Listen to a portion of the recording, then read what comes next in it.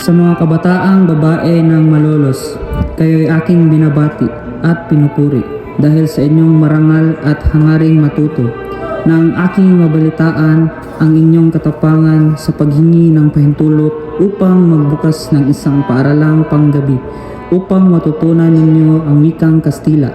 Hindi ko mapigilang humanga sa inyo sapagkat ipinakita ninyo na ang mga babaeng Pilipina ay hindi hamak sa diwa kumpara sa ibang kababaihan sa mundo.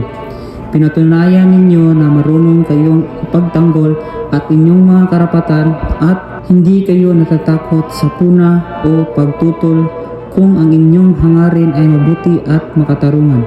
Ipagpatuloy ninyo kung gayon ang inyong marangal na layunin, matutong maging matatag sa inyong paninindigan at huwag ninyong hayaang malinlang kayo ng maling paniniwala o bulag na pagsunod. Hindi sapat na buksan ninyo ang inyong kaisipan sa kaalaman, kinakailangan din na patatagin ninyo ang inyong pagkatao at matutong mag-isip para sa inyong sarili. Huwag ninyong hayaang kayo'y gabayan ng basta tradisyon lamang kung ito'y salungat sa katwiran. Gamitin ninyo ang sarili ninyong paghatol at hanapin ang katotohanan saan man ito matagpuan. Sapagkat ang isang babaeng mangmang ay hindi makapagtuturo ng wasto sa kanyang mga anak. At ang isang inang hindi marunong magturo ng karunungan ay magpapalaki ng isang bansang nababalot ng kadiliman. Kayo ang unang guro ng inyong mga anak. Mula sa inyo matutunan ang kanilang mga unang aral sa buhay. Ang inyong ituturo sa kanila ay mananatili sa kanilang puso magpakailanman.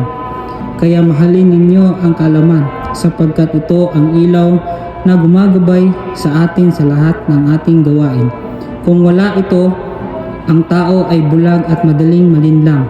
Hindi ko hinihingi na talikuran ninyo ang inyong pananampalataya, ngunit hinihiling ko ay ito'y patatagin ninyo sa pamagitan ng pag-unawa. Ang pananampalatayang nakabatay sa katwiran ay matibay at pangmatagalan. Ngunit ang pananampalatayang makabatay sa kamangmangan ay mahina at mapanganib. Maging matapang kayo sa inyong paghangad ng kaalaman. Huwag kayong matakot sa puna, huwag kayong matakot sa pagbabago, sapagkat ang pag-unlad ay para sa mga lakas ng loob na mag-isip.